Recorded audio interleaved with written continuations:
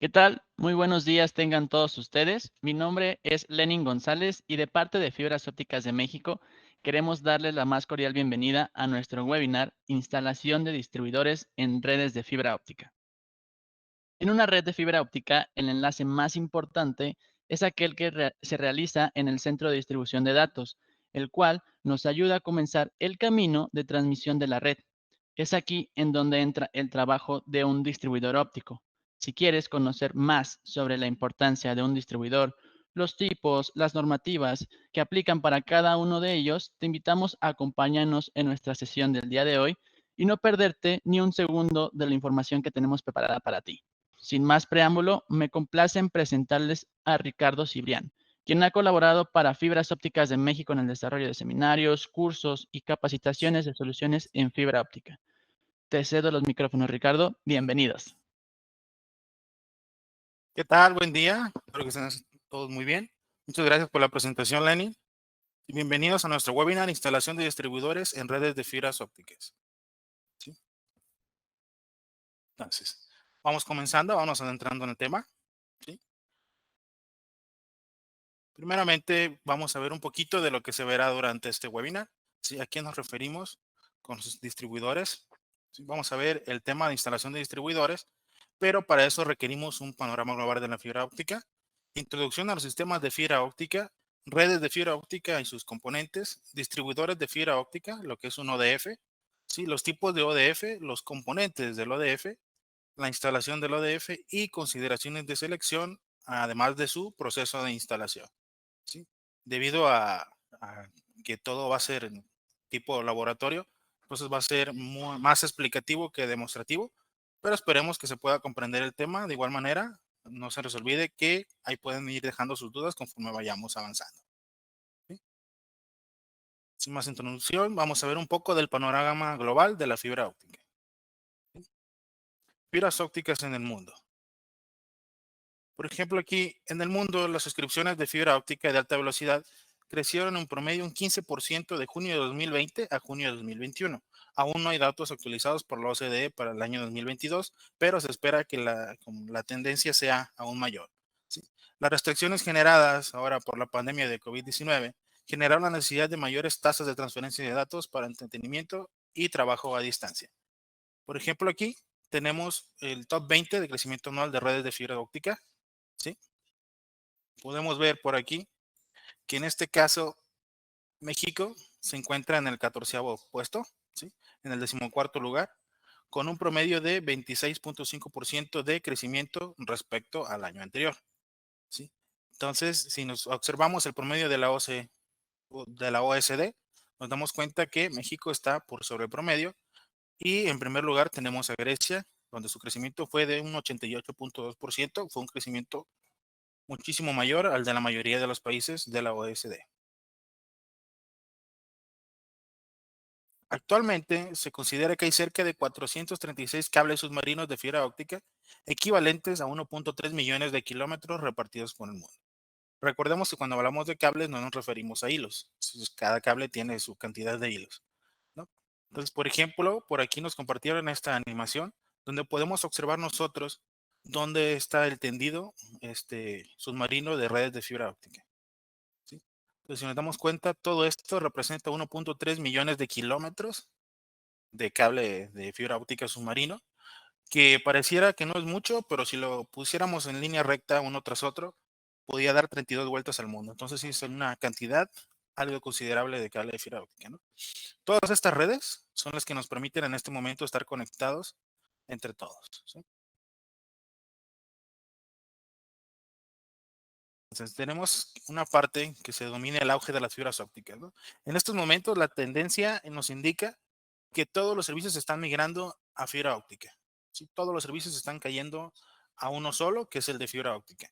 Nuestra computación, nuestra telefonía celular, voz, datos, incluso televisión, todo está migrándose hacia fibra óptica, debido a la gran capacidad que tiene de transmitir datos.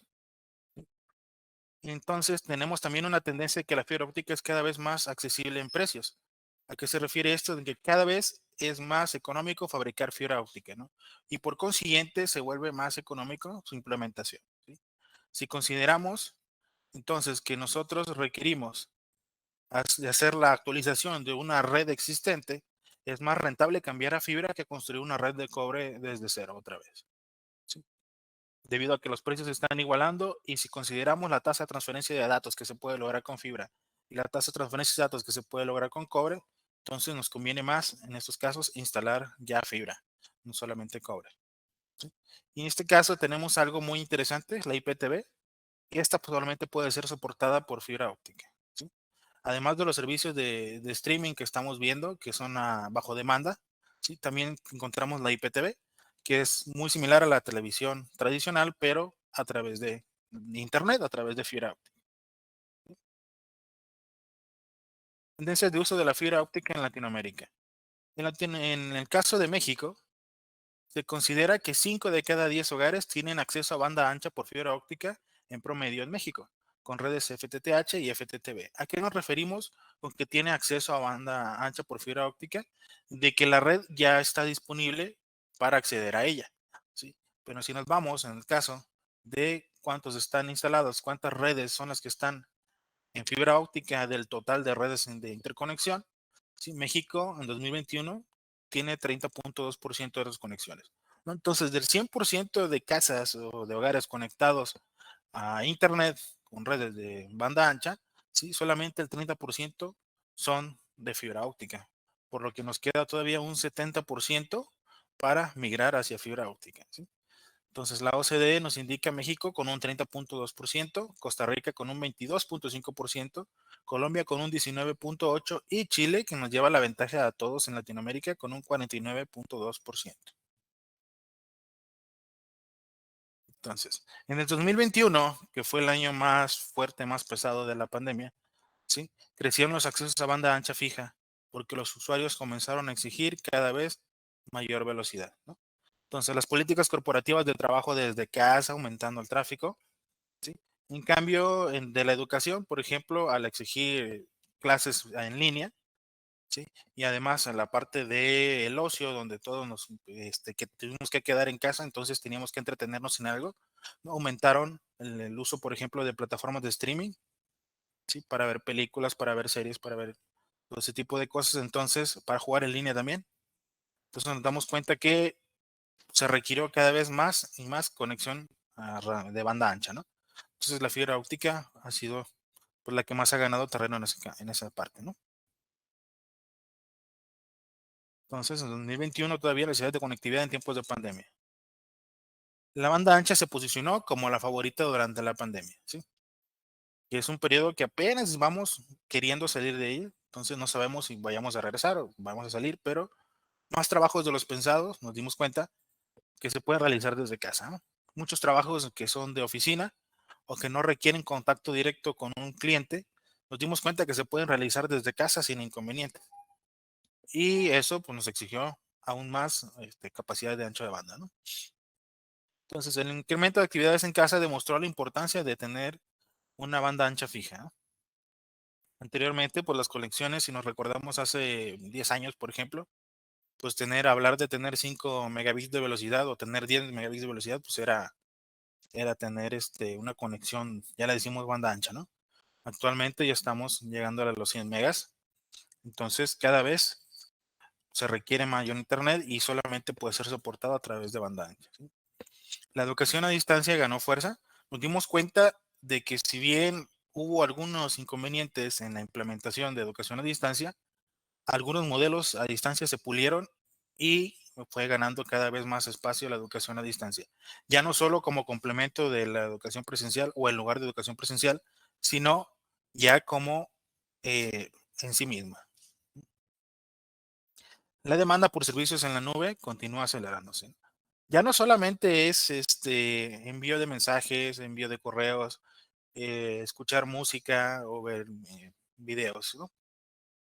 Entonces, estamos llegando a un momento en el que incluso nuestro almacenamiento de datos, en lugar de guardarlo en la computadora, pues nos damos cuenta de que es un poquito más fácil llevar datos con nosotros si los subimos a la nube, ¿no? Entonces, toda esa cantidad de datos que estamos manejando a través de ahí, bueno, nos damos cuenta de que cada vez requerimos más y más velocidad. El streaming ocupó los espacios que dejaron las actividades fuera de casa. Como hablamos anteriormente, como no podemos salir, bueno, ¿qué hacemos? Bueno, pues voy a ver una película, me voy a ver una serie, algo, ¿no? Entonces ahí es donde resultó que todos nos teníamos que quedar encerrados, no solamente uno ni dos. Entonces, ¿qué pasó? Pues todos buscamos cosas similares que hacer, ¿no? Y nos encontramos con que pues fue cada vez más y más el consumo de streaming, ¿no? De video bajo demanda que estábamos teniendo. Vamos a ver un poquito de fundamentos de la fibra óptica. Ya hablamos mucho de fibra óptica, de los usos que le estamos dando, de las ventajas que tenemos, pero a todo esto, ¿qué es la fibra óptica? ¿Sí?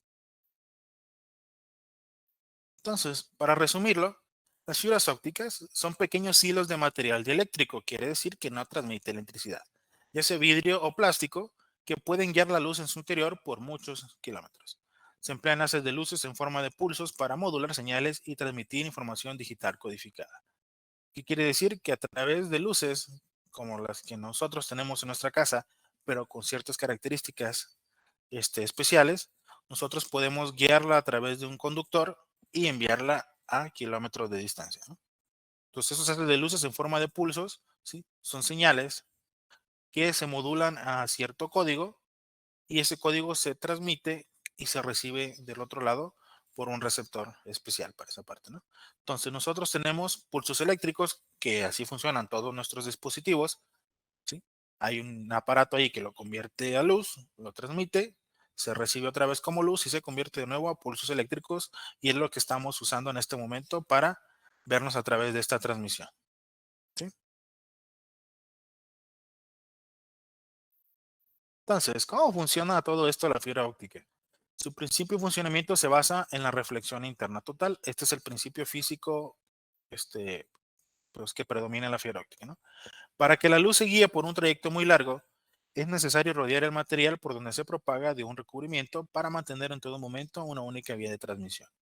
Quiere decir que es un filamento pequeñito de fibra óptica que está rodeado de un recubrimiento, ¿sí? Para que no se escape la luz. Entonces tenemos por aquí nuestra fuente de luz que pasa posteriormente a enviar un haz de luz, o sea, un rayo de luz, ¿sí? Se refracta dentro de nuestro material y se va reflejando a través del recorrido y a través de esto, ¿sí? De este revestimiento y de este núcleo, nosotros transmitimos datos, ¿no?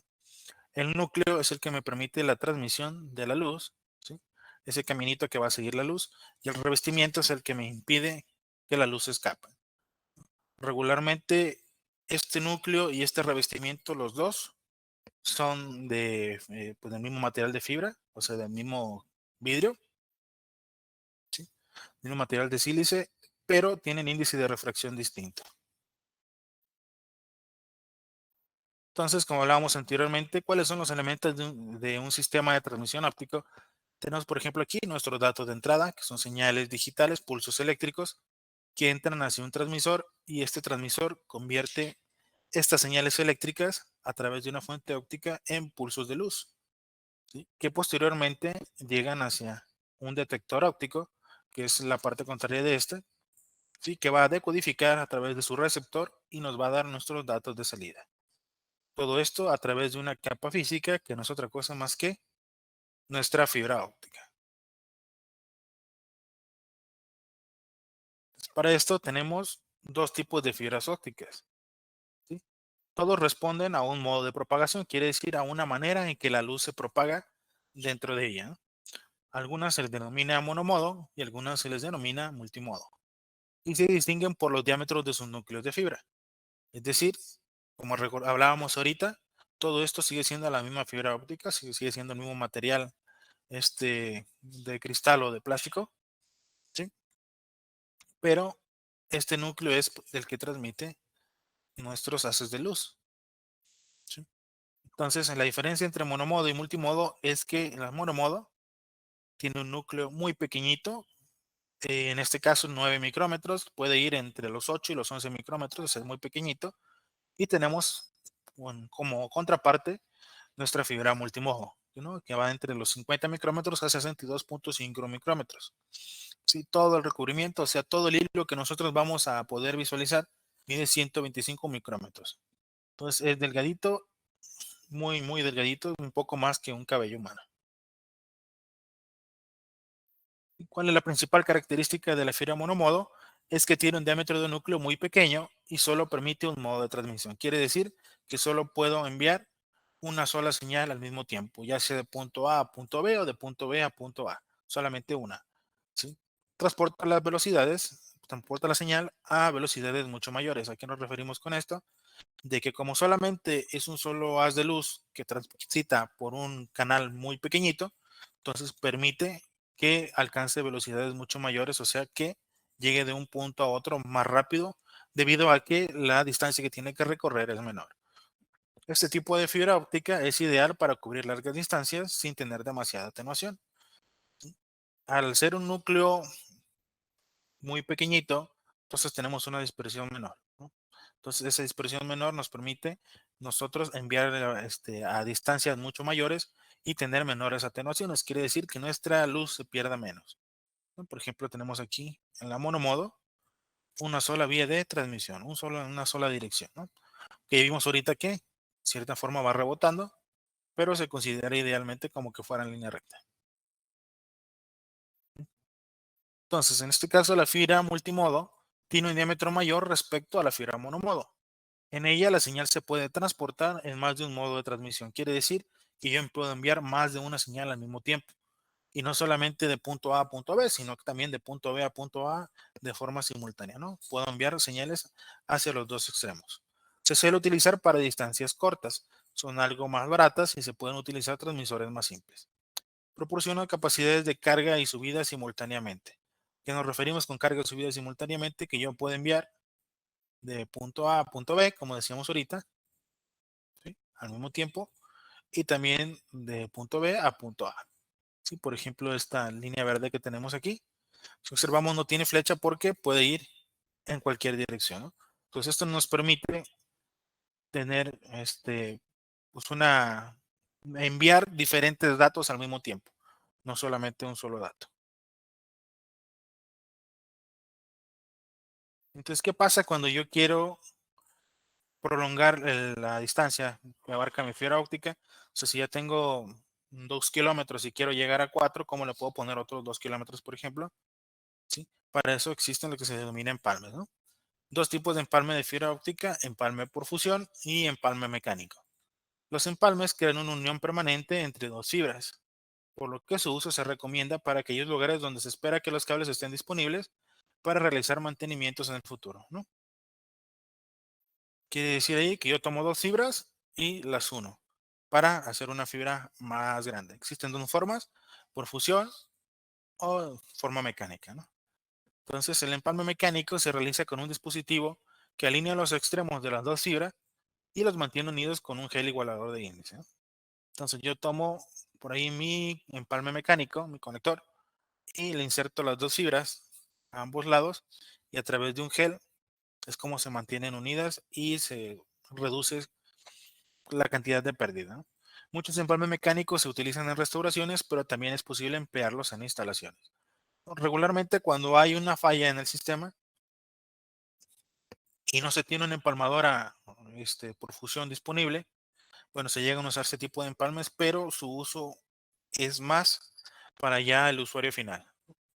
En ocasiones, los instaladores de fibra óptica de las compañías lo que hacen es, como ya no se requiere prolongar tanto la fibra hacia un lugar específico, sino que ya llegamos aquí a esta casa, por ejemplo, bueno, pues usamos un conector y ya la cantidad de dispersión que pueda tener ya no es tan relevante como pues una red troncal. En este caso, los empalmes por fusión se hacen soldando dos fibras utilizando un arco eléctrico, ¿sí? La realización de esta técnica tiene la finalidad de conseguir la menor pérdida posible. Entonces, en el caso anterior, el conector mecánico, al estar juntando las dos fibras, bueno, pues siempre tenemos problemitas de que se nos mueve, de que no hizo contacto al 100% o cosas de ese estilo, y podemos tener una atenuación. Y en este caso, el empalme por fusión lo que hace es fundir las fibras y forzarlas a que se unan y que se conviertan en una sola. No, después de un proceso de fusión ya no tenemos dos fibras, tenemos una sola fibra, ¿sí? En este caso por aquí vemos que a través de dos electrodos, o sea, que generan un arco eléctrico que genera calor para fusionar mis fibras, ¿no? Entonces, ¿qué hace esta empalmadora? Lo que hace es, a través de dos cámaras, alinea nuestras fibras, ¿sí? Y ya nos permite observar lo que está pasando. También tenemos conectores de fibra óptica. No solamente es a prolongar la fibra, sino llevarla hasta el usuario final, hasta la parte final, ¿no? Y esto se hace a través de conectores. Existen diferentes tipos de conectores de fibras. En ocasiones tenemos tipos de conectores diferentes en ambos lados, ¿no? Por ejemplo, en un jumper, y yo puedo tener de un lado LC y del otro lado SC, ¿sí? Esto dependerá de los dispositivos que queremos interconectar, aunque lo más común es que sean del mismo tipo de conector a ambos extremos del cable. Sí, los que más se usan en las conexiones más en FTTH, en FTTB, son LC, LC y SC, SC. ¿No? Si recordamos nuestro webinar anterior, espero que hayan estado presentes. Si no, pueden encontrarlo disponible en nuestro canal de YouTube. Hablamos sobre los diferentes tipos de conectores y un conector especial que era el conector prepulido, ¿no? En este caso, tenemos conector SC, tenemos el conector LC, tenemos el conector FC y el conector ST. ¿Sí? Cada conector tiene diferentes tipos de uso, ¿sí? Se usan para diferentes cosas, tienen diferentes dimensiones, tienen diferentes aplicaciones, ¿sí? Por eso vamos a ver esta pequeña comparativa. Por sus características podemos encontrar las siguientes similitudes y diferencias entre nuestros conectores, ¿no? Tenemos el conector SC, que se usa mucho en redes FTTH, telefonía y triple play. Sí, se puede emplear en fibra monomodo y fibra multimodo y tiene una pérdida en torno a los 0.25 dB. En el caso del conector LC, se utiliza mucho en redes industriales y FTTH. O se utiliza más en redes industriales porque su tamaño es un poco más reducido, entonces podemos tener mayor densidad de conectores en un rack, por ejemplo, juntos.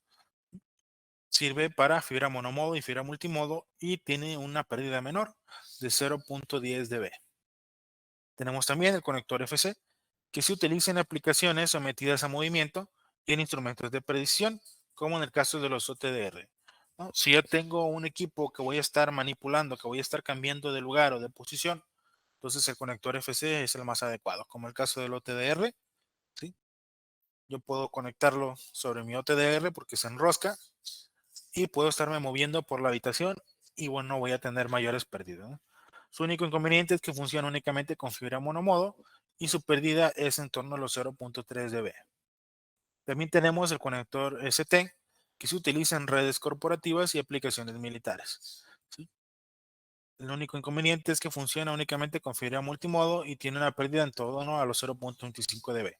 Si nos fijamos, el FC y el ST son muy similares, pero el ST tiene un pequeño segurito que pues nos impide retirarlo así nada más. Entonces vamos a entrar a la parte medular de nuestro webinar, ¿sí? Que son los distribuidores de fibras ópticas.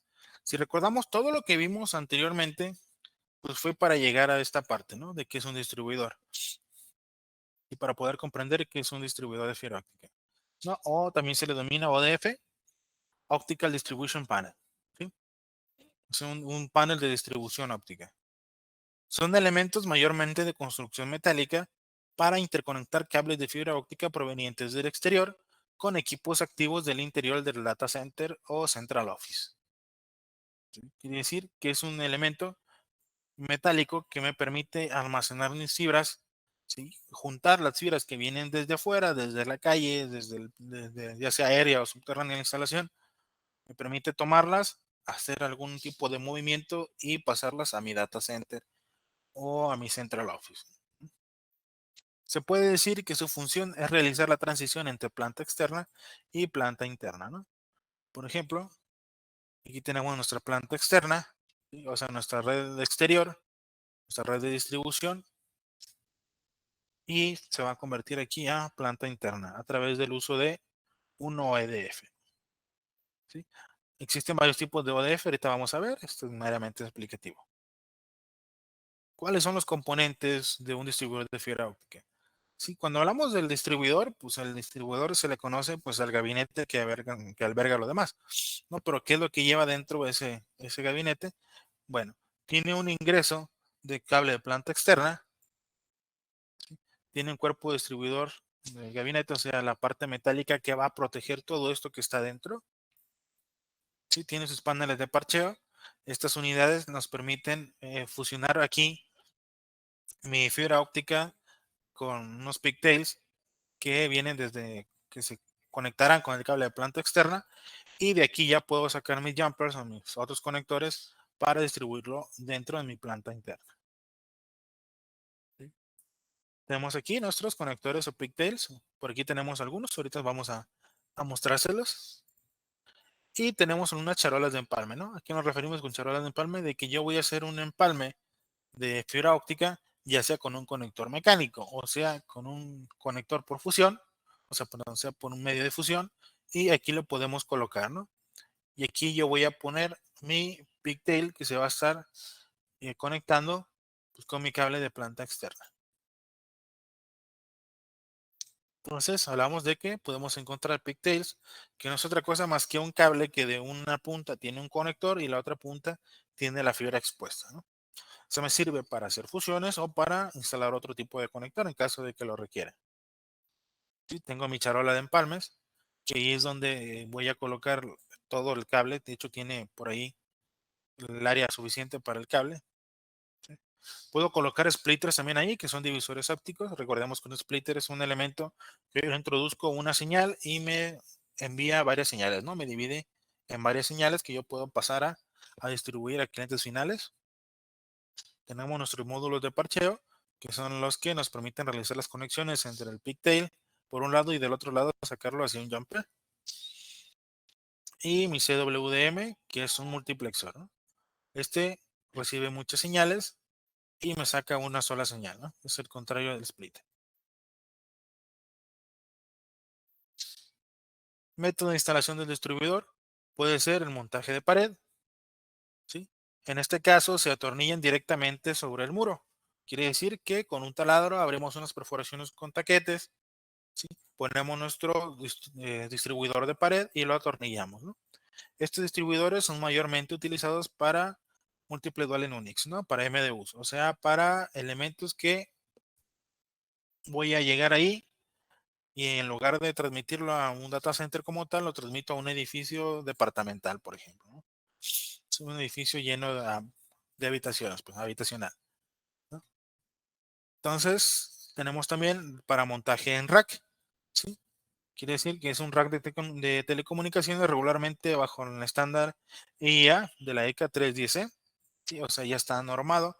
Siempre vamos a encontrar racks de ese tipo que define el espacio entre las perforaciones, es decir, entre los agujeritos que tiene por aquí para montarlo, ¿no? Existen racks de 19 y de 23 pulgadas. ¿Sí? Y nos vamos a encontrar con que existen para una unidad de rack, dos unidades de rack, tres, dependiendo del tamaño de fibras que vamos a introducir, ¿no? Y de la densidad que vamos a tener de nuestros cables. ¿Sí? Entonces, consideraciones de selección. ¿Cómo selecciono yo qué tipo de distribuidor necesito? O sea, ¿cómo sé qué distribuidor voy a seleccionar? Bueno, la selección del ODF no se limita a la estructura, ¿no? Se deben considerar muchos factores como las aplicaciones. Si no, nada más es decir, aquí cabe y listo, ¿no? Hay otros factores que nos van a afectar. Algunos de los más importantes factores se presentan a continuación, ¿no? Por ejemplo, el primero es la cantidad de fibra. Quiere decir cuántos hilos le voy a meter, ¿no? Existen ODFs que tienen 24, 48, 144 puertos para cable de fibra.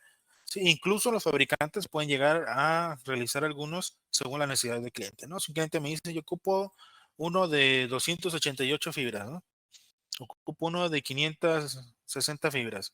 Entonces, pueden haber muchísima cantidad dependiendo de lo que nosotros requiramos. También tiene que ver la manejabilidad. El ODF debería proporcionar un entorno de gestión sencillo para los técnicos. El ODF debe reservar suficiente espacio para trabajar. Quiere decir que no porque sea físicamente posible meterlos, quiere decir que vamos a meter todos los cables ahí. Hay que ver que sea factible trabajarlos y que se respeten, por ejemplo, los radios de cobertura y todo lo demás que nos permitan pues, trabajar de forma segura la fibra óptica y garantizar que no se va a dañar.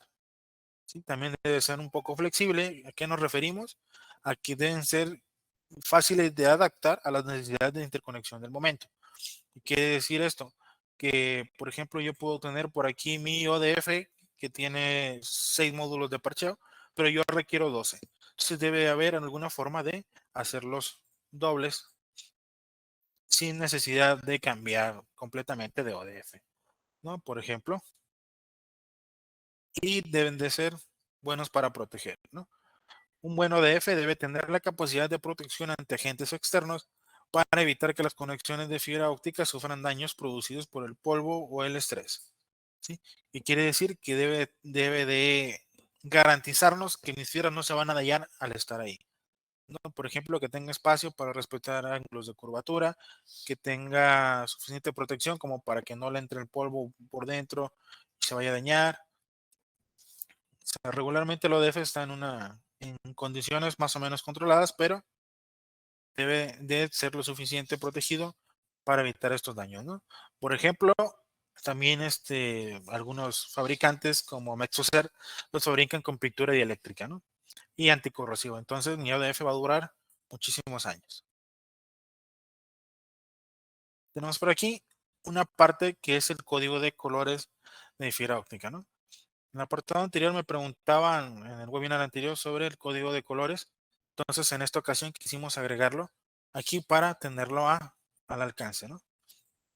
Por ejemplo, tenemos aquí en la norma TIA 598C que me indique el código de colores. El código es para 24, pero en este caso, con los primeros 12 no será suficiente. ¿Sí?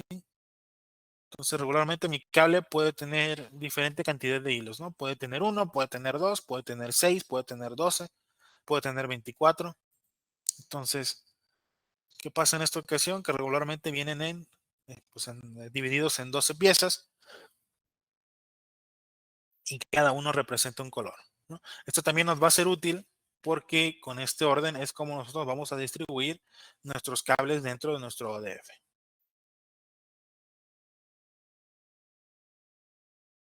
Entonces, para este caso, como la información que existe acerca de los ODF, pues realmente no es tan extensa, nos gustaría más hacer una pequeña sesión de instalación de un distribuidor en vivo, que es más bien al tipo laboratorio, o sea, sobre la mesa, obviamente, y queremos mostrarles un poco de cómo algunas técnicas para la instalación de nuestro distribuidor de fibra óptica, ¿no?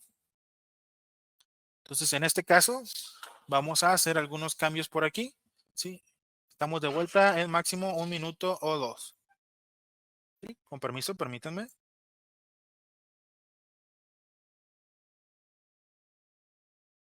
Listo, ahora sí estamos de vuelta. Si no me equivoco, la imagen ya debe estar apareciendo por ahí, ¿sí? Si nos escuchamos bien, muy bien. Perfecto. Entonces tenemos, por ejemplo, aquí un distribuidor óptico de la marca Mexfoser. Este distribuidor óptico, ¿sí? Tiene la capacidad de albergar cierta cantidad de cables. Es del tipo deslizable, quiere decir que yo puedo sacarlo completamente e instalarlo dentro de un rack, ¿sí? Todo esto lo instalo en mi rack y lo puedo tener siempre a disposición de abrirlo o cerrarlo y retirarlo completamente, ¿sí? Para poder yo hacer mi instalación de red de fibra óptica, ¿no? Entonces, por ejemplo, aquí, estos, como hablábamos ahorita, se componen de ciertos módulos de parcheo, que no es otra cosa más que un interconector para introducir una fibra de un lado a través de un conector y poderlo sacar del otro lado, ¿no? Me permite conectar dos conectores de fibra óptica. Si vemos, este distribuidor tiene diferentes aquí unidades. Por ejemplo, ya viene una instalada, pero si yo requiero un mayor número de conexiones, o sea, de módulos de parcheo, simplemente lo retiro, ¿sí?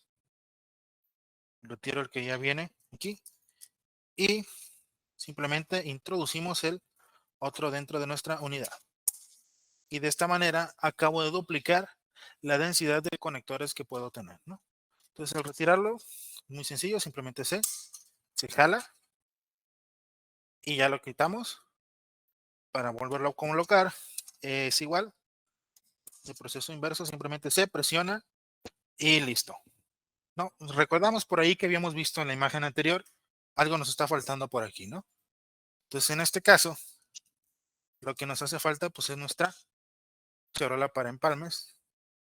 Esta charola existen de diferentes tamaños, diferentes densidades, pero esta es la que nos permite introducir yo mi cable de fibra óptica, ¿sí? De planta externa, y interconectarlo con mis pigtails, ¿no? Por ejemplo, aquí en este caso, si yo introduzco mi cable de planta externa, lo puedo ir ruteando a través de esta zona, ¿sí? Hasta dejarlo aquí, y a través de un proceso de fusión, por ejemplo, con una manga de empalme, ¿sí? Me permite colocar aquí mi manga de empalme, ¿no? Ya con mis dos fibras fusionadas, y mantenerlo seguro.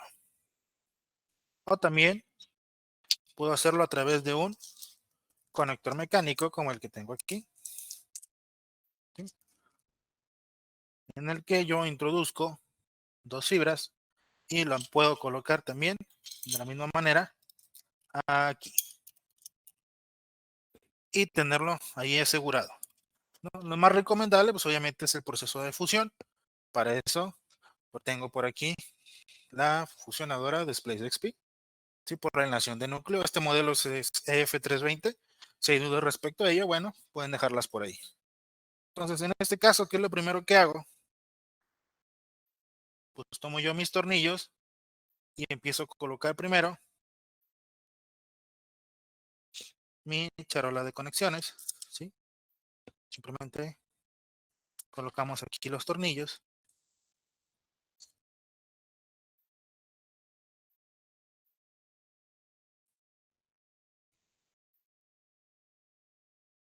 y procedemos a atornillar como lo hacemos con cualquier elemento, especialmente diseñado para eso, por lo que no se va a soltar una vez que ingrese. Y de igual manera el segundo tornillo.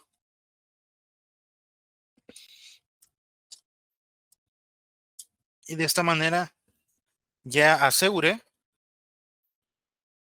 por aquí mi charola de empalme. ¿Sí? Ahora lo que vamos a ver es que, por ejemplo, yo tengo por aquí algunos pigtails, ¿sí? De la marca Mexfoser. Y tengo por aquí también cable de planta externa de la marca Voyoptics, ¿no? Entonces, yo puedo tomar por aquí mis pigtails y tratar de instalarlos dentro de mi distribuidor.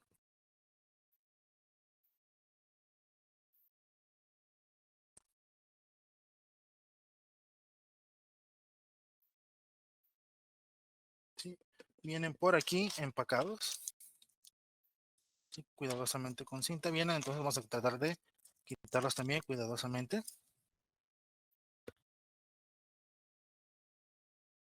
Y entonces, este módulo de aquí me permite conectar un pigtail, ¿no? En este caso, vemos que tengo más pigtails que conexiones. Tengo 12 aquí y aquí tengo 14, ¿no? Entonces vamos a conectar los primeros 6 de este lado. Nos recordamos por ahí, si vimos, había un código de colores, ¿no? ¿Sí? Ese código de colores es el que nos permite visualizar cuál es el orden correcto de nuestra fibra óptica.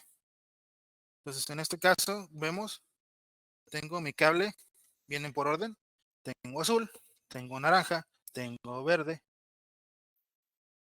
¿sí? Tengo gris, blanco, rojo, negro, amarillo, violeta, rosa y agua.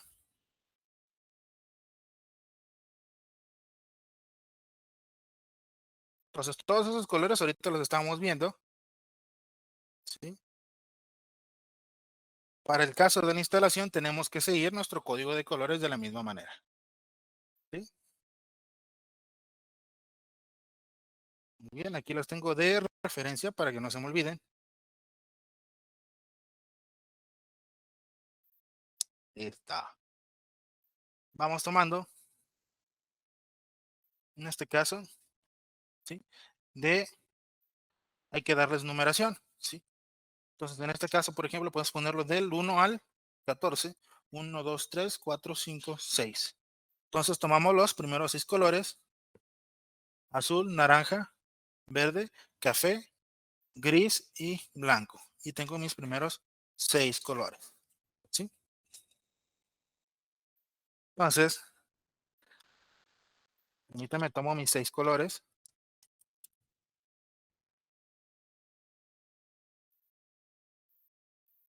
Aquí están, nos vamos retirando de nuestra charola. Recordemos que cada pigtail mide aproximadamente 1,5 metros, entonces son un poquito largos.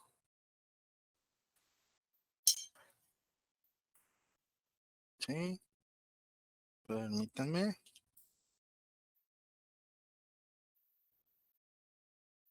Y podemos realizar ahora sí nuestras conexiones de fibra óptica a través de nuestros pigtail. Recordamos el orden en el que venía. Primero era el azul, ¿no? Entonces el azul lo tomo y lo inserto aquí en mi distribuidor. Después de eso seguía el naranja, ¿sí? Entonces yo tomo mi cable naranja, le quito su tapón, ambos extremos obviamente, y conectamos nuestro naranja. Seguimos con el verde, ¿sí? Este código de colores pueden encontrarlo como referencia en la norma que se había mencionado anteriormente, ¿sí? De ahí sigue el color café. Tomamos, conectamos nuestro color café. Seguimos con el gris oscuro, ¿sí? Lo retiramos y lo ponemos y usamos después nuestro color blanco. Y de esta manera logramos conectar los 6 módulos de parcheo de nuestro distribuidor. Entonces aquí, antes de pasarnos a hacer el ruteo, lo recomendable es saber hacia dónde voy a realizar mi ruteo, ¿no? Y para eso voy a ver por qué lado puedo insertar mi cable de planta externa, ¿no? Por ejemplo, aquí tengo un cable de planta externa que es de 12 hilos. Mentira, es de 6. ¿Sí? De la marca Way Optics. Entonces, este cable tengo dos opciones para insertarlo. Puedo insertarlo por aquí, por la izquierda, o por la derecha. ¿Sí? En este caso, tomamos como referencia aquí la derecha. ¿Sí? Una vez que insertamos nuestro cable, ahora sí, ya tengo indicado por ahí una línea o una guía de hacia dónde voy a ir ruteando. Si yo lo introducí por acá, entonces quiere decir que mi ruteo viene hacia acá, ¿sí? Viene en dirección del sentido del reloj para mí, o sea, en sentido horario, y creo que ustedes lo van a estar viendo en sentido antihorario por por cómo está ubicada la cámara, ¿no? Entonces, y en este caso, mi cable de planta externa gira en este sentido. Por consiguiente, aquí mis pigtails deben de ir en sentido contrario, ¿sí?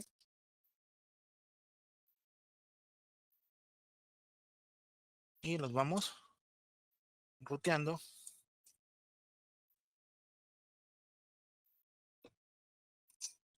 alrededor de mi línea.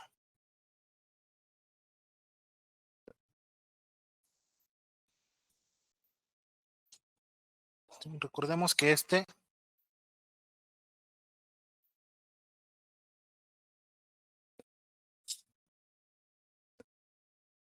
podemos pasarlo hacia la zona interior de mi charola, ¿sí? Y por la parte externa, ahora sí,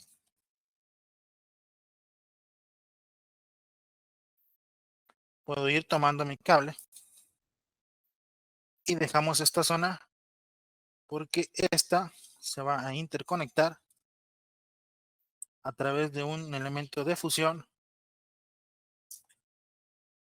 o un conector mecánico con mi cable de planta externa, ¿sí? Entonces, en este caso tenemos dos métodos, habíamos dicho, ¿no? Puede ser a través de un conector mecánico o a través de fusión protegido con una manga de empalme. En este caso, creo que sería más conveniente, si queremos que dure, pues hacerlo a través de nuestra fusionadora. Para eso, si todavía están siguiendo nuestros webinars, se van a dar cuenta que ya habíamos presentado este empalmador y ya vimos un proceso de fusión. ¿Ya les parece si realizamos ahora también un proceso de fusión de este elemento? ¿Sí? Solamente para ejemplificar cómo debería quedar en esta zona, ¿sí? Entonces vamos a tomar como referencia nuestro primer cable de fibra, ¿sí? Que recordemos, según el código de colores, ¿cuál era? El azul, así es, ¿sí? Tenemos aquí nuestro cable azul y a través de nuestras pinzas de recubrimiento, ¿sí?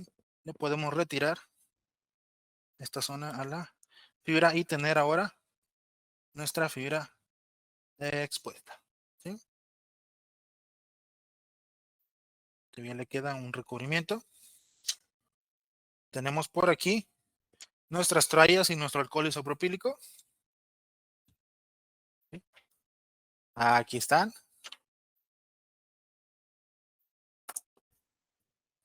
Aquí tenemos nuestras toallas secas y nuestro alcohol isopropílico. Entonces pasamos primeramente a realizar la limpieza de nuestra fibra óptica, ¿sí? No se nos olvide que para esto necesitamos nuestra cortadora de precisión. Y aquí tenemos, ¿sí? Por aquí tengo mi cortadora de precisión yo también. Así es, limpiamos nuestra fibra. Y tenemos aquí nuestra cortadora de la marca Splice XP. En este caso, si recordamos del webinar anterior, esta empalmadora tiene holders. Entonces coloco aquí mi holder, mi fibra sobre el holder, ¿sí? Aquí está.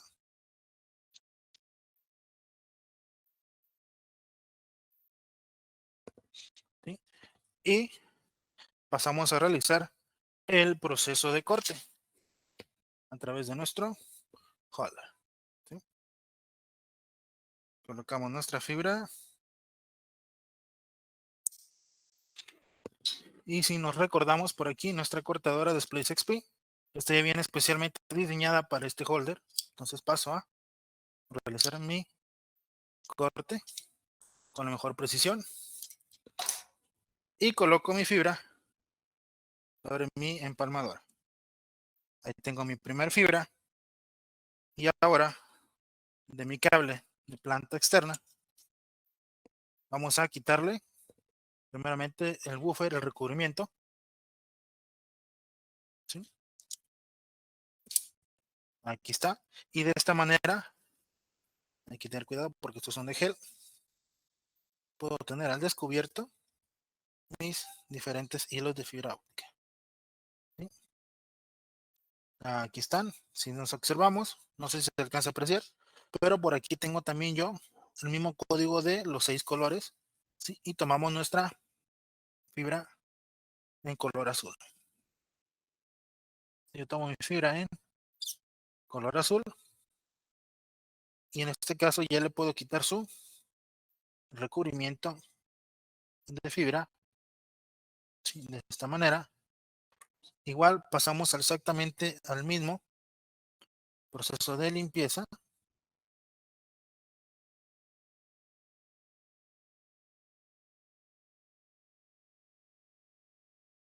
¿Sí?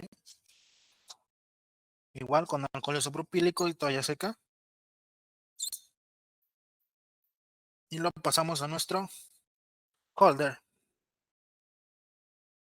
De igual manera. ¿Sí?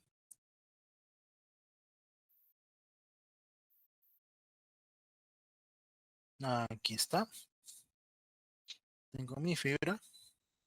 Hay que tener cuidado porque si le damos con mucha fuerza, la fibra se puede romper. Como en este caso. Entonces vamos a extender un poquito más nuestra fibra.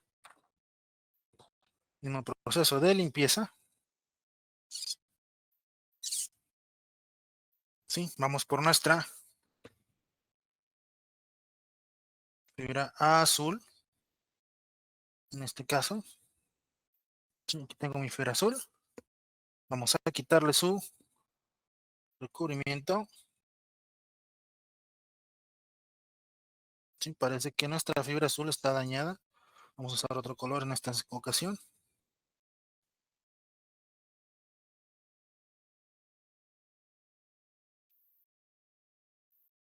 Y le retiramos el recubrimiento.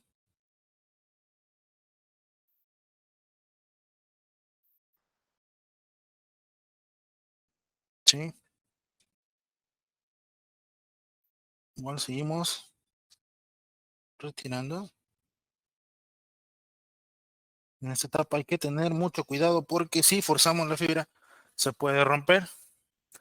Recuerden siempre las condiciones de almacenamiento de la fibra, de que pues si no estuvo bien almacenada por algún motivo se puede romper fácilmente. Creo que en este caso esta fibra no estuvo muy bien almacenada. Y listo. Tenemos aquí ya nuestra fibra preparada para ingresar a nuestro holder.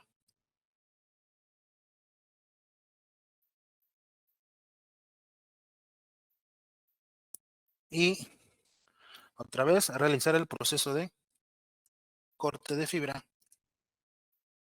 ¿sí? Con nuestra cortadora de precisión. Y ahora sí lo pasamos a nuestra fusionadora.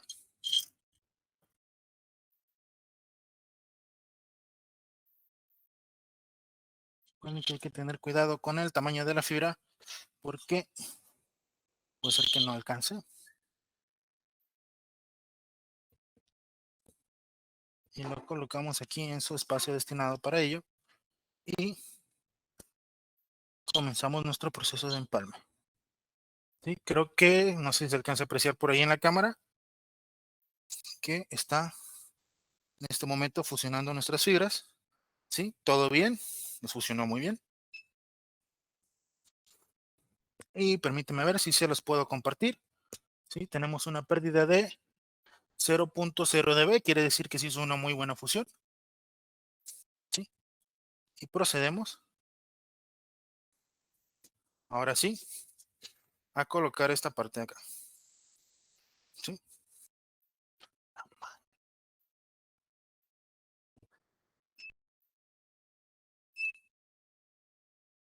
En este caso hay que tener mucho cuidado al momento de retirar la fibra porque se puede romper.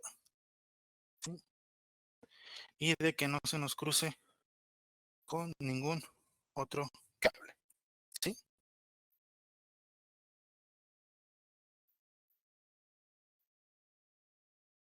Entonces pasamos al proceso de ruteo.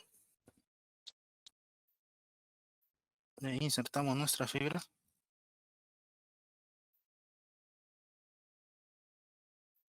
Hacia acá.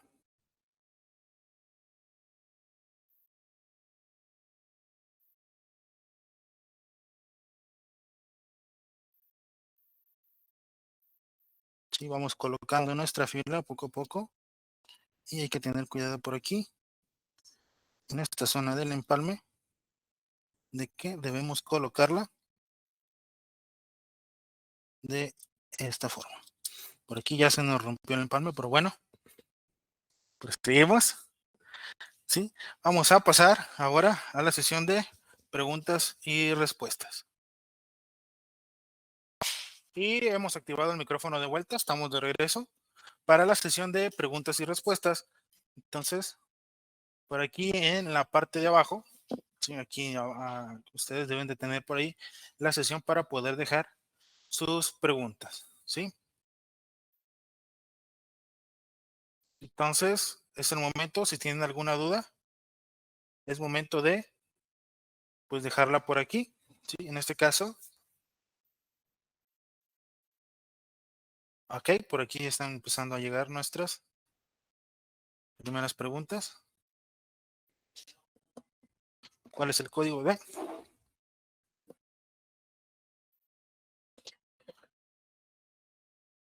Ok. A ver, por aquí creo que el compañero nos va a ayudar con las preguntas. Ok, por aquí están apareciendo las preguntas. Ok. Y aquí están nuestras preguntas. Nos preguntaban hace rato sobre si la grabación será publicada en YouTube. Así es. La grabación va a quedar disponible en YouTube para futuras referencias. ¿Sí? Tenemos aquí. ¿Por qué la diferencia entre núcleo y multimodo? Bueno, porque son diferentes estilos de fabricación y son diferentes necesidades, ¿no? Dependiendo del tamaño, bueno, yo le puedo ingresar un número mayor de señales al mismo tiempo. Entonces, ahí es donde vienen las diferencias en mi fibra multimodo. También son estilos de fabricación, como habíamos dicho. ¿Sí? Anteriormente, bueno, pues cada fabricante denominaba por ahí sus tamaños hasta que se fueron normando, entonces se estandarizaron en esas medidas. Dependiendo del tipo de fibra que sea, también es el tamaño que va a tener. ¿Sí? Fibra monomodo, ¿cuál sería la distancia máxima? Por aquí tenemos. En este caso, la fibra monomodo se recomienda que su máximo sea de 20 kilómetros, pero en condiciones ideales se han podido alcanzar 80 kilómetros o más. Entonces, lo recomendable es que la dejemos en 20 kilómetros, pero si las condiciones son ideales y es una fibra de muy buena calidad, como de la marca Bioactis, por ejemplo, bueno, podemos encontrar distancias un poquito mayores, ¿sí? Ya en condiciones de laboratorio se han alcanzado 80 o 120 kilómetros. Entonces, 20 kilómetros es lo ideal. Sabemos acerca de fibra óptica plástica. En este caso, nuestra marca de casa no lo fabrica, pero tiene ciertas desventajas en su fabricación respecto a la fibra de cristal, ¿no? Que es, por ejemplo, que puede tener un poquito mayor dispersión porque el material puede tener más imperfecciones o más rugosidades, ¿sí? Aquí nos comentan, cada color del código de color tiene algún sentido en el espectro. En el aspecto, perdón, dice es azul porque transmite y es rojo porque recibe, o solo es una asignación que se da por norma de trabajo. ¿Sí? Es una asignación que se fue dando por la necesidad de identificarlos. ¿Sí? No tiene que ver el tipo de color, el tipo de señal que transmite, sino es más una identificación estandarizada, ¿no? Y por ejemplo, se estandarizaron hasta 24 colores. Entonces, esto es más por conveniencia para poder distinguir un cable de otro, ¿no? Por ejemplo, ahorita, si yo seguí mi código de colores, tuve como número uno el azul, entonces busco del otro lado el azul, ¿no? Y puedo yo tener el mismo color independientemente del fabricante porque está normado. Entonces, es más una cuestión de visual para poderlos identificar. Dice que entró tarde al webinar, que si quedará grabado en el canal. Así es, quedará grabado en el canal para futuras referencias. ¿Saben por qué casi no se habla de internet de subida cuando se contrata el servicio? Solo sabemos los megas que contratamos, pero de bajada. Regularmente, bueno, esta no es pregunta relacionada a los distribuidores, pero creo que conozco más o menos la respuesta. Sí, en este caso se da porque lo que le interesa al suscriptor regularmente, pues es la velocidad de bajada, ¿no? De hecho, si requieres mayor velocidad de subida, puedes hablar con tu proveedor de servicio y él te puede aumentar la velocidad de subida. Entonces, se hace de esa manera para aprovechar lo mejor posible en nuestro ancho de banda. ¿Sí? ¿Qué es más práctico, más fácil de manejar en campo? ¿El empalme mecánico o de fusión? En estos casos, lo que deberíamos de considerar es el uso que le vamos a dar, ¿sí?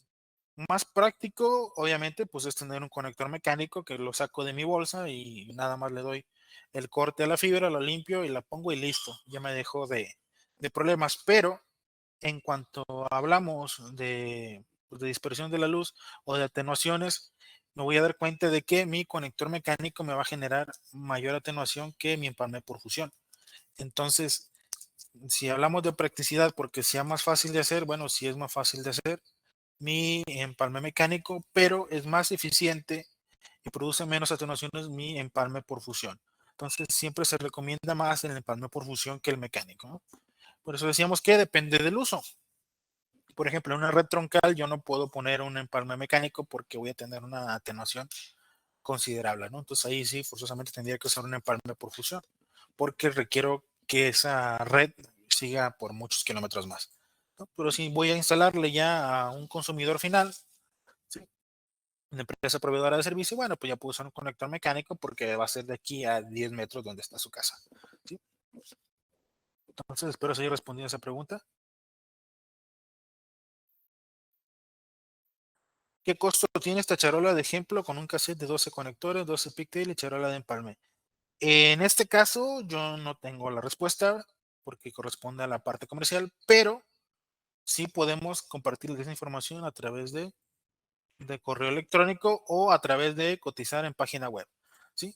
Por ejemplo, en fibrasopticasdemexico.com, ahí pueden encontrar toda la información referente a precios y un poquito más de especificaciones técnicas. En este caso no la pasamos por el horno porque me comentaron que teníamos problemitas con el tiempo, creo que ya nos excedimos de tiempo, pero sí, efectivamente se tiene que pasar por el horno, tenemos que poner la manga de empalme y todo eso, ¿sí? Siempre he tenido esta duda, el código de colores se respeta en cada distribuidor, es decir, siempre se acomoda empezando con azul, naranja, verde, café, etcétera. Preferentemente sí, ¿sí? Siempre hay que tratar de apegarnos lo más que podamos a la normativa, porque la normativa es la que nos va a permitir trabajar a todos, ¿sí? Si el día de hoy yo hago la instalación, el día de mañana hace alguno de ustedes la instalación, esperamos encontrar al abrir el distribuidor de que se haya seguido el código de colores para de esa manera poder trabajar mejor. Entonces, siempre se respeta por convicción, o sea, para poder trabajar todos.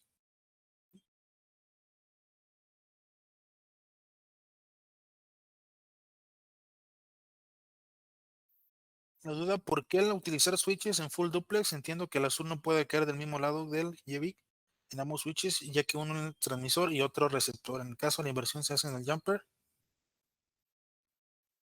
Creo que no comprendo la pregunta, que se me hace muy rebuscada. A ver si ahorita lo logramos descifrar. Sí. Mientras tanto, ¿cuál es el código de colores europeo? Esa, además que habría que buscar la otra norma. Pero aquí usamos ANSI TIA EIA 598A. Creo que esta es ANSI. ANSI es de uso general en todo el mundo, ¿sí? Salvo cuando sean países que no estén adheridos al ANSI. Sí, tengo entendido que algunos países europeos sí están adheridos a ANSI, entonces en ese caso se debería de usar la misma.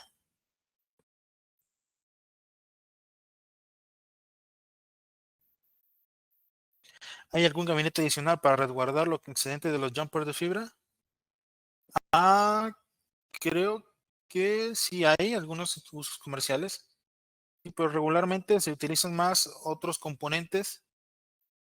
Son como especie de rack, no recuerdo cómo se llaman, también se los agregamos en el correo, sí, pero sí existen.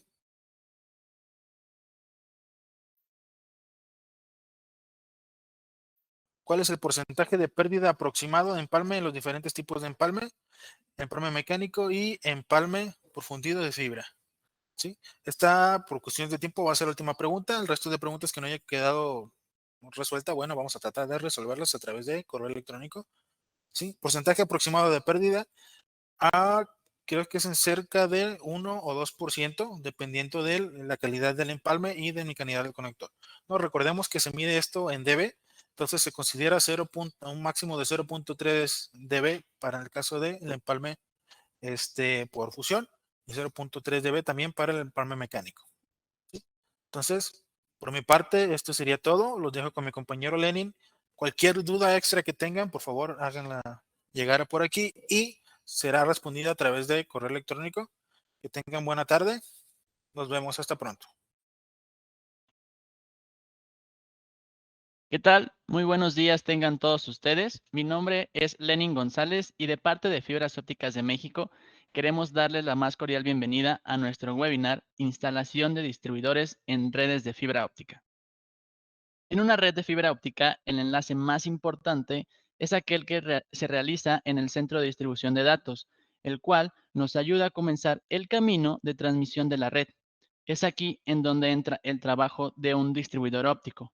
Si quieres conocer más sobre la importancia de un distribuidor, los tipos, las normativas que aplican para cada uno de ellos, te invitamos a acompañarnos en nuestra sesión del día de hoy y no perderte ni un segundo de la información que tenemos preparada para ti.